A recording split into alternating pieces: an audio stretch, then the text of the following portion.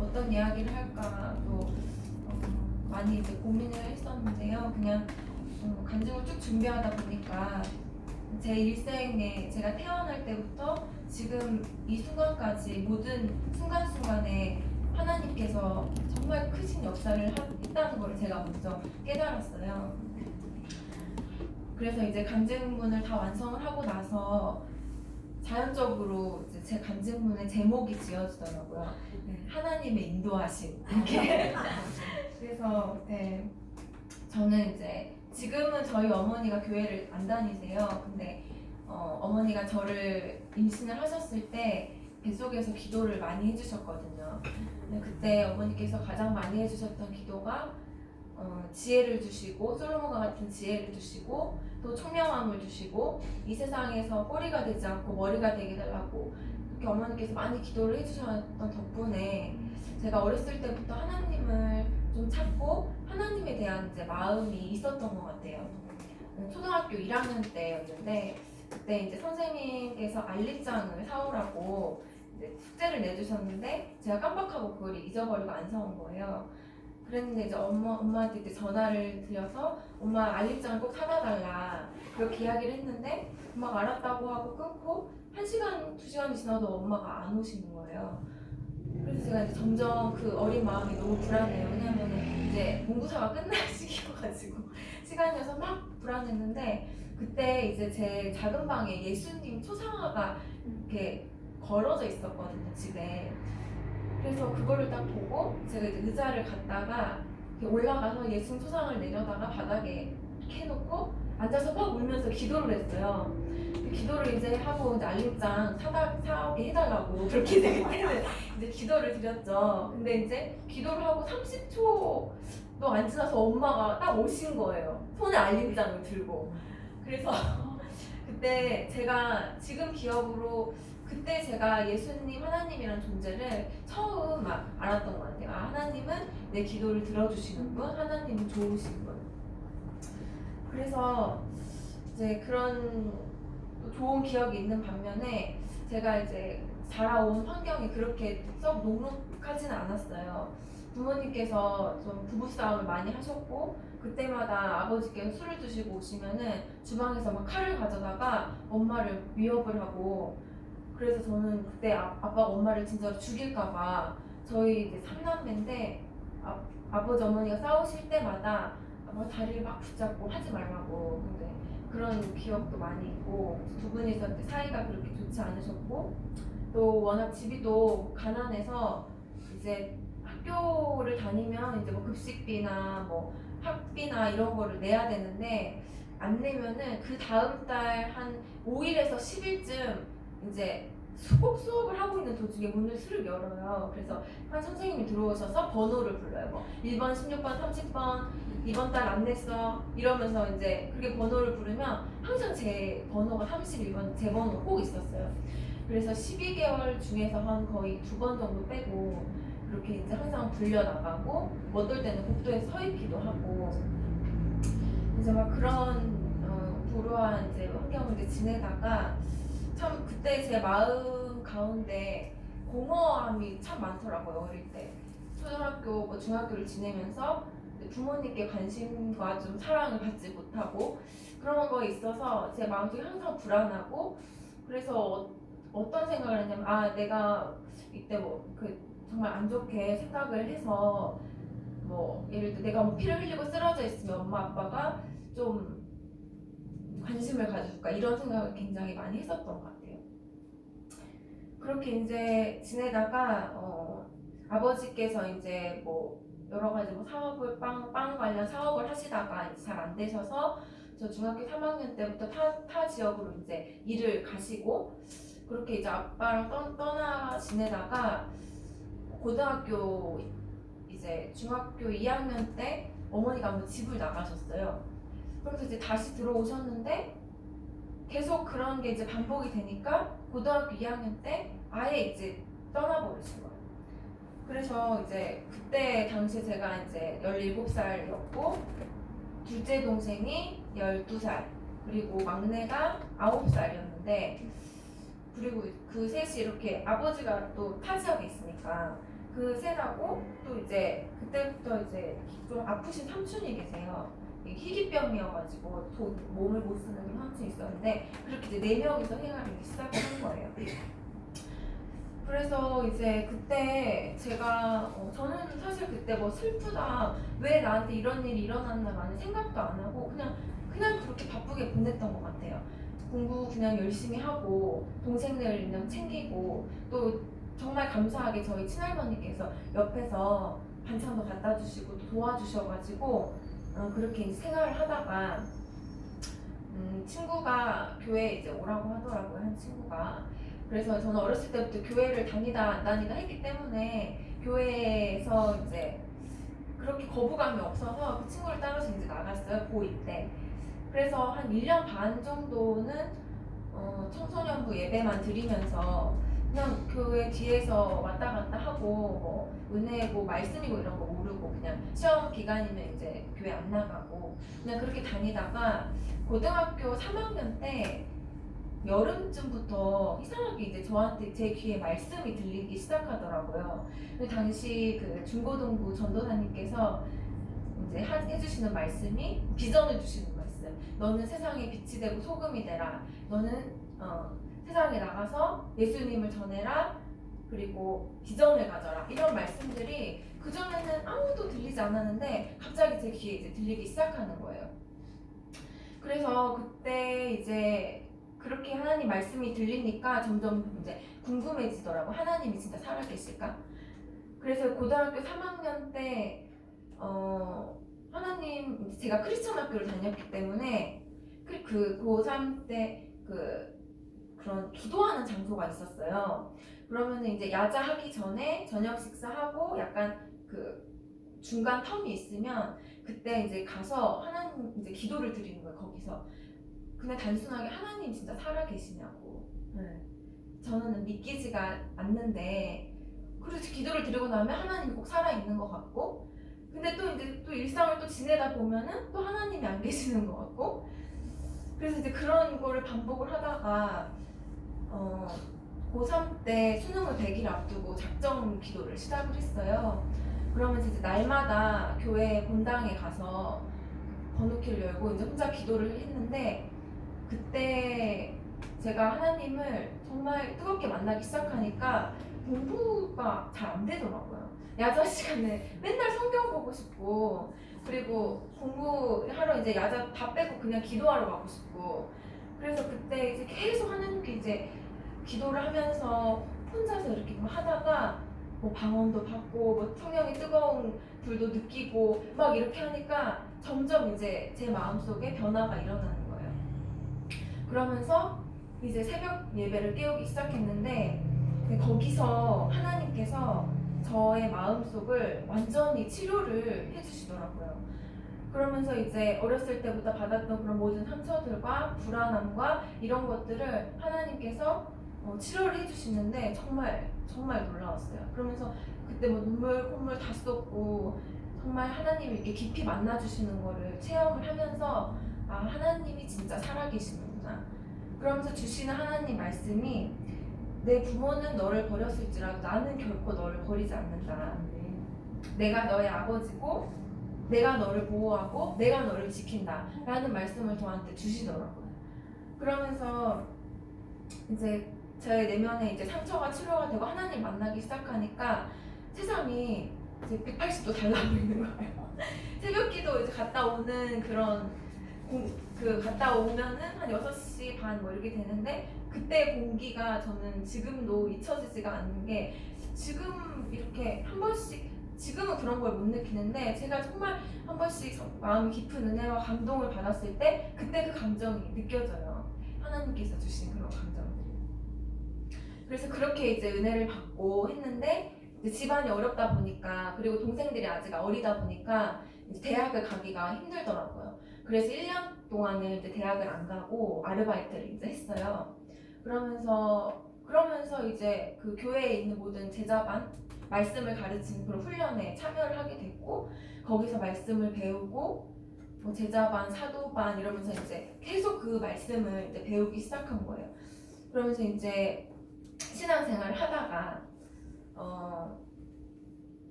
제가 계속 이제 하나님의 은혜를 받으니까 제 마음속에 교만함이 싹트기 시작하더라고요. 그래서 그때 21살 되는 날이었는데 하나님께 제가 뭘 계속 해드리고 싶은 거예요. 그래서 내가 3일 금식 기도를 해야겠다. 그걸 이제 내가 하나님께 이걸 좀 드려봐야겠다. 이제 그러면서 금식 기도를 작정을 했어요 그때. 근데 안 되는 거예요 이게. 제 의로했으니까 당연히 안 되죠. 그러면서 이제 둘째 날 밤에 너무 배가 고파서 막 먹어버리고 이렇게 하니까 그거를 이제 한 번 끝냈으면 내 연약함을 인정하고 그냥 하나님 죄송합니다. 저는 안 될 것 같아. 다음에 할게요. 뭐 이렇게 하면서 하나님 저는 제가 너무 교만했네 하면서 돌아오면 되는데 그거를 자꾸 제 의로 해보려고 그렇게 계속 금식을 시도를 하다가 사탄의 영이 붙잡힌 거예요. 그래서 제가 그때 모든 음식이 거부가 되는 거예요. 갑자기. 그러면서 이 음식을 먹으면 왜냐면 예전에 금식할 때 음식을 먹으면 안 됐으니까 그런 거에 쓰여가지고 이 음식을 먹으면 뭔가 죽을 것 같고 너무나 두렵고 해서 음식을 안 먹었어요 그때. 그래가지고 그러면서 막 기도를 하는데 이게 안 풀리는 거예요. 당연히 안 풀리죠. 하나님 뜻이 아닌데. 그러면서 이제 그렇게 방황을 시작하게 됐어요. 하나님의 은혜를 뜨겁게 받고 나서 방황을 시작하게 됐어요. 그러면서 이제 제가 그때 음식을 거부하니까 살이 39kg까지 빠졌었거든요. 지금 제가 52kg인데 네. 그러니까 육신이 연약해지니까 또 병이 찾아오고 집에서 이제 침대에 잠을 자려고 누우면은 누가 내 목을 이렇게 졸라오는 그런 느낌이 들고 그리고 지금 생각해보니까 약간 그게 공황장애 같아요. 모든 그런 TV에서 사고만 나도 저게 다 저 때문인 것 같고 사람들을 만나기가 두렵고 뭐 내가 쇳덩어리인 것 같고 곧 죽을 것만 같고 그런 거를 탈피를 못하고 계속 그런 시간을 한 6개월을 넘게 집에서만 그렇게 보내다가 사실 그렇게 되기 전에 좀 낌새가 이상할 때 목사님께 찾아가서 상담을 했어요. 근데 목사님께서 이제 저한테 주신 말씀이 순전하고 신령한 젖을 사모하라. 이는 이로 말미암아 너희로 구원에 이르도록 자라게 하려 함이라. 이 말씀 믿고 자매 괜찮으니까 하나님이 신령한 젖을 사모하고 말씀을 사모하세요. 그러면 괜찮아요. 이렇게 말씀을 주셨거든요. 근데 저는 그거를 안 믿고 제 생각과 제 뜻과 제 감정대로 계속 그렇게 행동을 하다가 완전히 넘어지고 교회까지 안 나가게 된 거예요. 그러면서 그 집에서 6개월 좀 넘게 완전히 폐인 생활을 21살인데 저는 하나님이 제가 교만해서 하나님 저를 버리셨다고 생각해요. 나는 희망이 없다. 나는 이제 돌아갈 수 없다라면서 그렇게 지내니까 온 가족이 난리가 난 거예요. 얘가 이단에 빠졌다. 뭐 얘가 너무 힘들게 살더니 우울증에 걸렸다. 이러면서 이제 친척이 다 소문이 나고 그러니까 더 나올 수가 없는 거예요. 그러면서 삶을 이제 그냥 여기서 죽어야겠다. 그러면서 저희 아파트가 그때 그 빌라 5층이었는데 그냥 창문에 그냥 앉아 있고 막 그런 또 날이 있고 뭐 인터넷에서 빨리 죽는 방법 뭐 이런 거 찾아보고 막 그렇게 폐인처럼 이렇게 생활을 보내다가 제가 이제 고등학교 때 신앙생활을 지도해 주셨던 중고등부 선생님이랑 그리고 지금 청년부 오빠가 형제님이 이제 당시 제 나이 또래였으니까 한 27, 28, 한 30 뭐 이 정도였는데 두 분이서 저를 계속 찾아와 주신 거예요.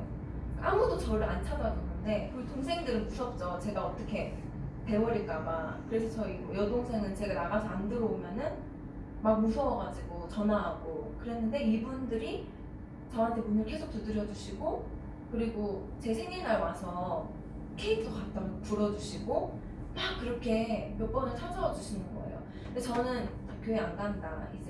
저는 이제 교회 가도 그냥 다른 교회 가고 저는 그 교회 절대 안 간다. 이렇게 계속 거부를 했는데 그분들이 저를 억지로 나중에 제가 억지로 그냥 차에 태워서 교회를 데리고 갔었어요. 그 중고등부 선생님이.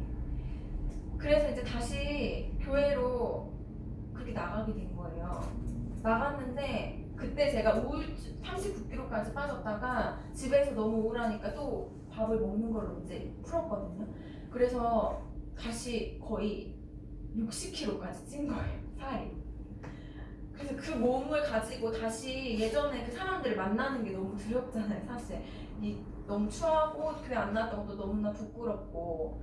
그래서 이제 3층 말고 4층에서 계속 예배를 드리다가 또 예배를 드리고 빨리 가려고 하는데 자꾸 밥을 먹고 가라는 거예요.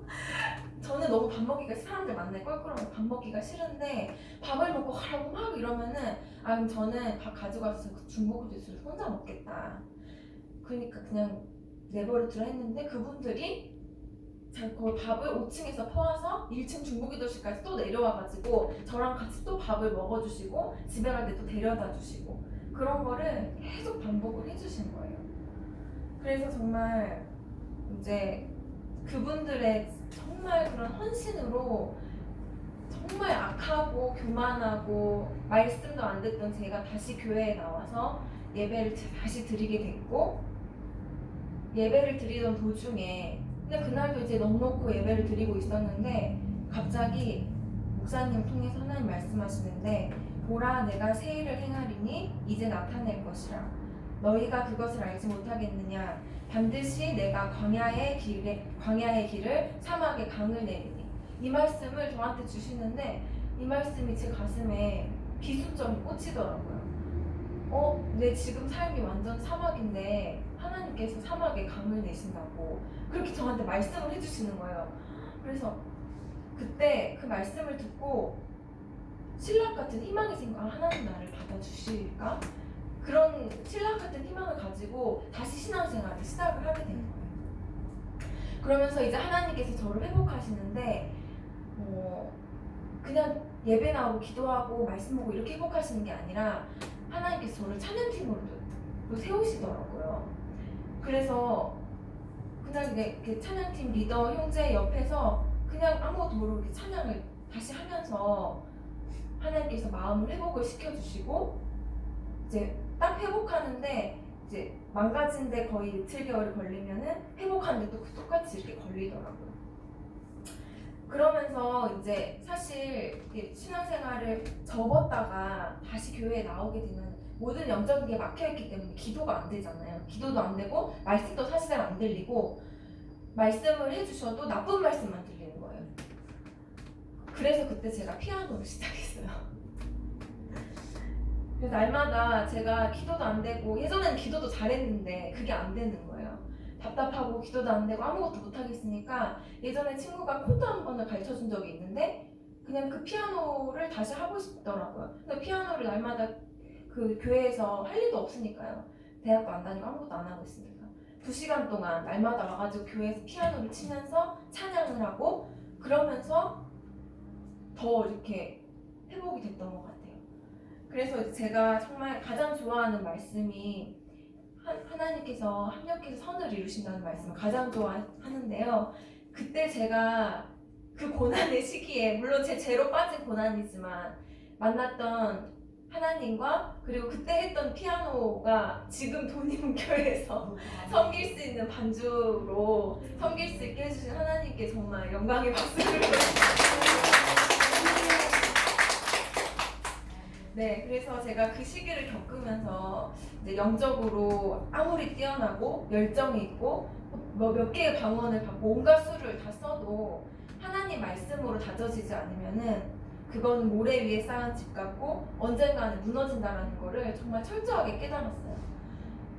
그래서 이제 그때부터 하나님 말씀을 배우고 이제 정상적으로 22살에 이제 어떻게 보면 그냥 삼수예요. 세 번째 이제 대학을 정상적으로 들어가서 이제 수료를 하고 중간에 뭐 말레이시아로 1년간 유학도 갔다 오고 하나님이 이제 모든 삶을 회복을 시켜주시고 정상적인 삶에 이제 오게 해주셨는데 말레이시아에 갔다 왔는데 6개월은 괜찮았는데 6개월 동안 이게 믿음을 가지고 제 스스로는 나 그 사람들한테 복음 전해야지 라고 갔는데 그게 안 되더라고요. 그래서 6개월 동안은 뭐 이렇게 열심히 나름대로 하는데 나머지는 친구들하고 노는 게 너무 재밌는 거예요, 거기서.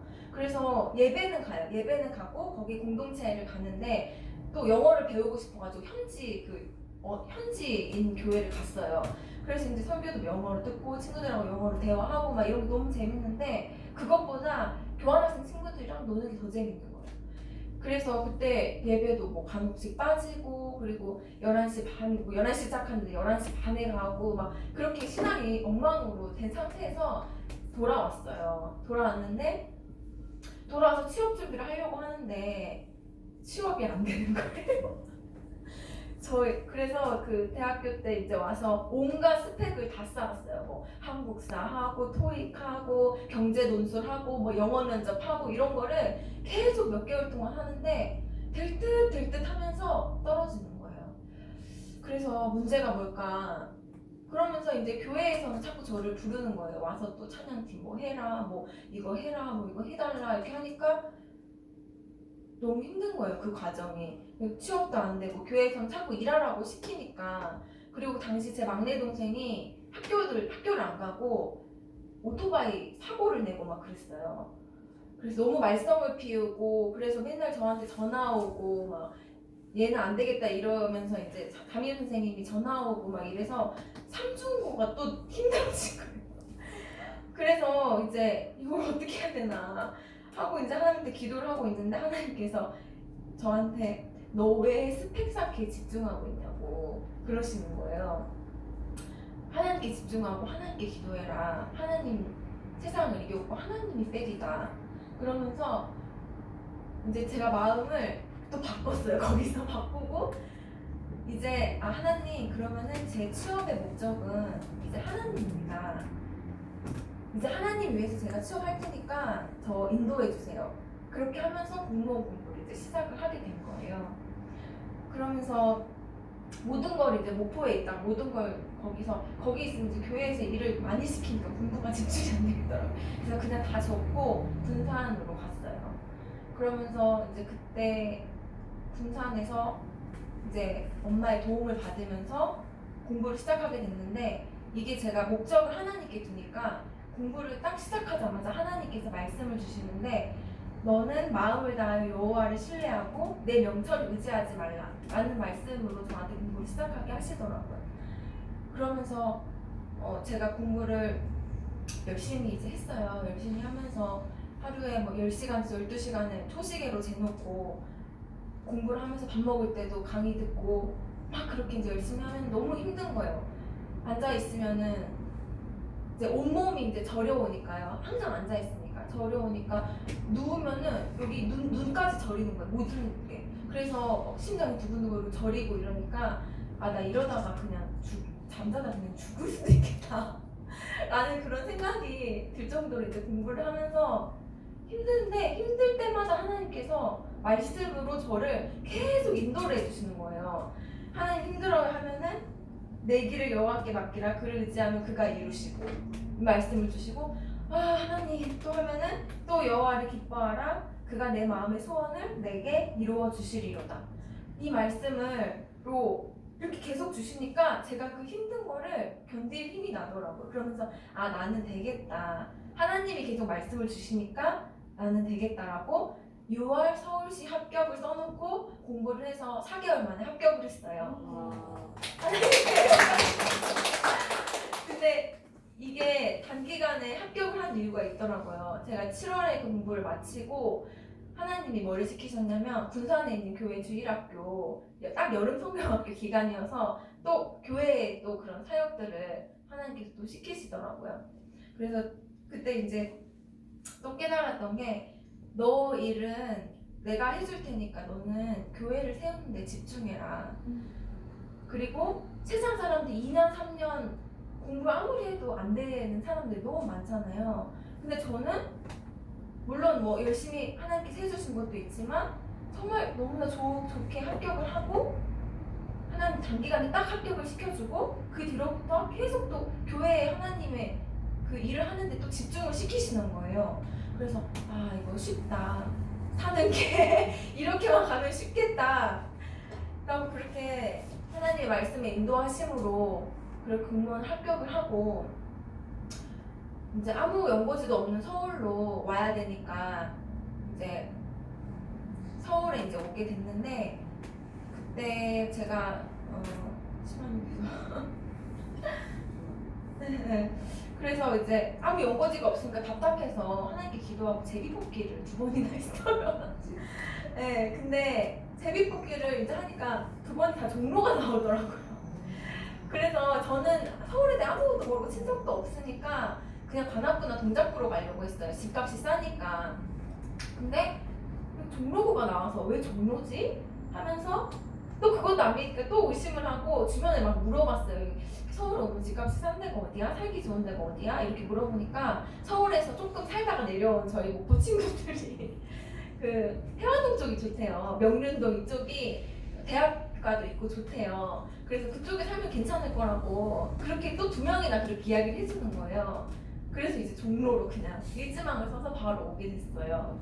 근데 이제 오게 되니까 바로 제 옆자리에 있는 권민정 목사님 만나고 그리고 이제 권민정을 통해서 목사님을 이렇게 만나게 됐더라고요. 지금 생각해보면 저는 이제 종로에 온 게 박민정 목사님 만나려고 왔다고 생각을 하거든요. 네. 그래서 이제 그때 목사님 만나고 이제 권사님이랑 성도분들이 저를 너무 환영해 주시면서 막 4개월 동안 찾던 그 기도하던 반주자가 나타났다고 막 그러시는 거예요. 근데 제 마음속에 전혀 사실 오고 싶은 마음이 없었거든요. 저는 삼일교회 이제 그때 등록을 했었고 이제 워낙 시골에서 살았다 보니까 서울에 있는 청년들이 어떻게 신앙생활 하는지 궁금하고 큰 교회 시스템이 어떻게 굴러가고 있는지 그걸 좀 보고 싶었어요. 그래서 그렇게 하는데 자꾸 이제 와 기도하던 자매가 나타난다 이렇게 하시니까 지금 어떻게 해야 되지 이제 하고 있는데 그때 마침 저희 할머니께서 허리 수술을 이제 하시다가 폐로 염증이 전이가 돼가지고 위독해지신 거예요. 그러면서 네, 저를 이제 저희 남매를 기도해 주셨던 길러 주셨던 이제 할머니인데 그렇게 되셨는데 제 마음속에 할머니 지금 돌아가시면 안 되는데 할머니 조금 더 있다가 돌아가셔야 되는데 하는데 기도를 요청드리고 싶고 하는데 삼일교회에서 이제 그 목사님과의 관계가 그렇게 두텁지도 않고 그리고 그게 부담스럽더라고요. 목사님한테 뭔가 기도를 요청하고 하는 게. 근데 그거를 이제 제가 방희성 목사님께 말씀을 드렸는데 목사님께서 그 다다음 날이니까 바로 본인 차로 김경수 전사님이랑 같이 그 서울에서 인천 길병원까지 와주셔가지고 그 중환자실에서 기도해 주시고 또 할머니한테 말씀을 읽어주시고 그렇게 하는데 제가 너무 감동을 받았어요. 그래서 할머니가 나으셨어요. 그래서 이제 그렇게 해주시고 돌아오는 길에 이제 목사님께서 그럼 미네자매 내일부터 우리 돈이문교회 반주로 자러 나와 이렇게 이렇게 말씀을 하시는 거예요. 근데 제가 어떻게 안 나올 수가 있어요. 그래서 그때부터 이제 돈이문교회 와서 반주를 이제 하게 됐습니다.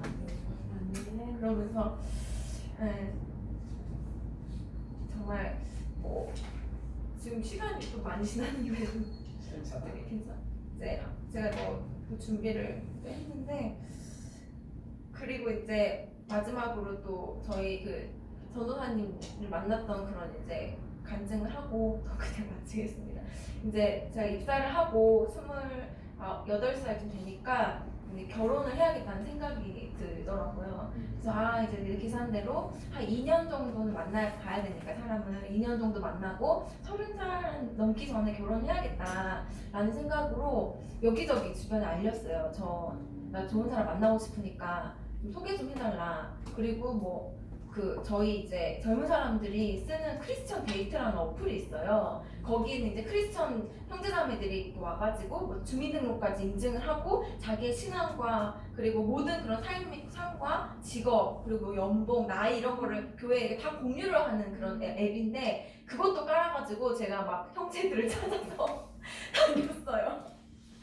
그러면서 이제 그렇게 하다가 이제 제 목포에서 같이 이제 다녔던 전도사님이 그때 이제 통신대학원 그 대학원생이셨는데 저한테 전화를 하셔서 나 룸메이트가 있는데 너무 괜찮은 사람이 있다고 리네 자매 만나면은 너무 둘이 잘 어울릴 것 같다고 그러면서 이제 그때 그래 그러면 그분이 워낙 이제 신앙이 좋으시고 제가 믿고 이제 저희 멘토 같이 이제 해주시던 분이어서 그분을 믿고 이제 소개를 받게 됐어요. 이제 받고 나서 이제 한동안 이제 한 3개월, 4개월 이렇게 만나는데 이제 결혼을 생각을 하려면 만나고 결혼 안 하려면 그냥 빨리 안 만나는 게 낫잖아요. 그래서 고민이 이제 되더라고요. 결혼을 이 사람이랑 해야 되나 말아야 되나. 그리고 주변에서 찬성하는 사람이 아무도 없었어요. 여기도 많이 이제 반대하셨던 분들이 계시는데 그래서 너무 고민이 돼가지고 나는 그냥 괜찮은 것 같은데 그리고 이제 주변에서 소개팅을 시켜주겠다는 거예요. 너무 좋은 조건에 또 저 흔들리는 거예요. 흔들리는 거예요. 아 내가 좀 더 이제 그냥 좀 더 직장이 있고 그리고 좀 나를 더 케어해줄 수 있지만 그런 사람을 좀 만나볼까라는 그런 생각도 사실 안 들지는 않았어요. 그래서 근데 이렇게 같이 교제를 하고 있으니까 그 기도를 이제 시작을 했죠. 하나님 이제 가르쳐 달라고 이 사람이랑 결혼을 해야 되냐 말아야 되냐 하면서 이제 고민을 이제 하고 기도하고 있을 때 제가 그때 삼일교회 제자반 훈련을 받고 있었거든요. 말씀 훈련을 받고 있었는데 그때 저 그냥 이렇게 하다가 이렇게 딱 핸드폰을 봤는데 갑자기 제가 그 2015, 16년에 공부하면서 너무 힘들 때마다 이제 뭐를 썼어요. 이렇게 썼는데 그때 제가 배우자 기도 제목을 11가지를 써놓은 게 갑자기 핸드폰에 딱 보이는 거예요. 그래서 그거를 이렇게 보게 됐는데 1번 배려심이 많고 따뜻한 사람, 2번 성격은 부드럽지만 위트는 있는 사람 막 이런 거를 제가 이렇게 써놨는데 그리고 가장 이런 복음에 열정이 있는 사람 그리고 우리 가족을 위해서 기도해 줄 수 있는 사람 이런 거를 막 써놨는데 한 가지 빼고 다 맞는 거예요.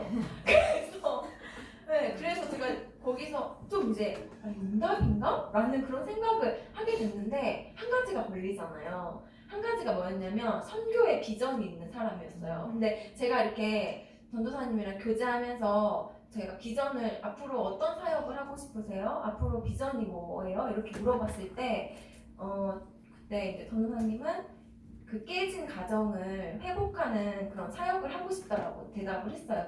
그럼 국내에서요? 이러니까 그렇겠죠? 이렇게 이야기를 하고 저 사람은 별로 선교에 대한 마음은 없는 거구나. 나는 내가 20살 때부터 하나님 만났을 때부터 너무 선교에 대한 열정이 커서 하나님께 그렇게 써달라고 기도를 했는데 그건 나한테 정말 큰 건데 저 사람은 그건 아닌가 보구나 라는 생각을 하면서 그게 한 가지가 걸리는 거예요.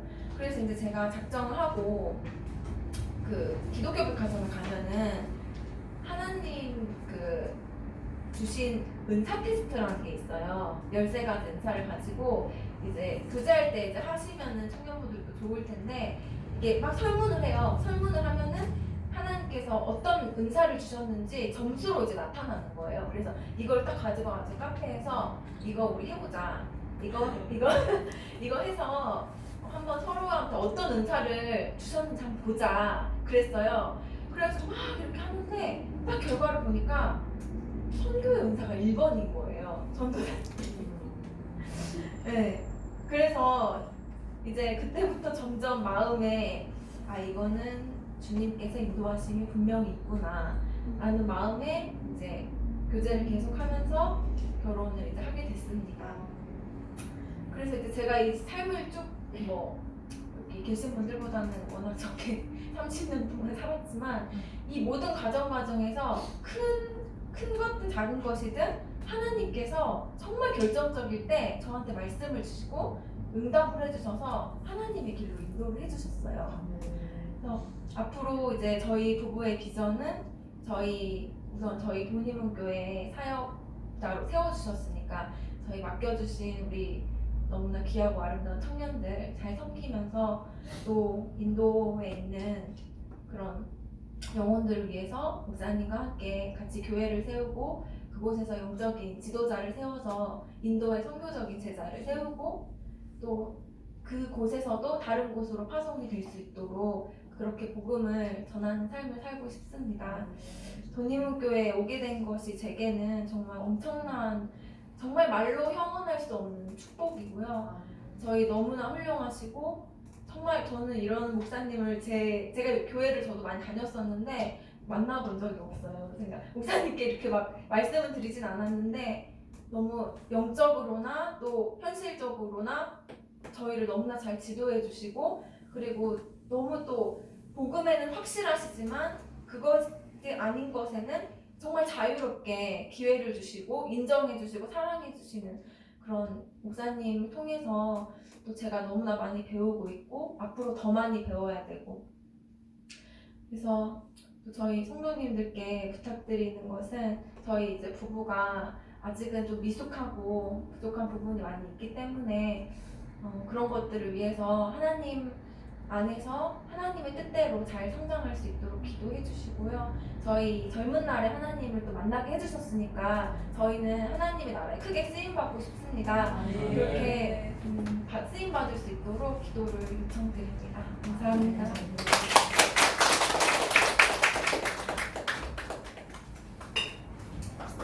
참 은혜로운 가족이었죠. 하나님께 영광을 돌립니다. 우리 도림문교회 가장 큰 희망이 무엇이냐면요. 우리 교회가 지금 개척된 지 만으로 3주년이 좀 넘었는데 젊은이들을 하나님이 계속 보내주세요. 청년부가 21명입니다. 이런 교회가 없어요. 강력하게 지금 하나님이 일하시고 계시고 우리 교회가 뭐 이런 기성교회 뭐 숫자 이런 의미가 아니에요. 이제 도림문교회가 하나님의 은혜 가운데 한 축을 담당해야 됩니다. 우리 성도님들도 같이 이 교회에 오셔가지고 저도 교회가 5번째 교회예요. 여기가 평생. 그런데 옛날에 다 그런 과정을 거쳐서 이 경험을 하나님이 훈련을 시켰더라고요. 여기 이제 시작하는 곳에서 오세요. 시작하는 곳에서 여러분들이 오직 복음 이따 잠깐 찬양하고 가고 올 때 저희 인도에 저 사진도 한번 보시고 만국에게 복음을 전하는 여러분들 되기 바랍니다. 이 찬양하고 축도를 하고 읽는 것 같습니다.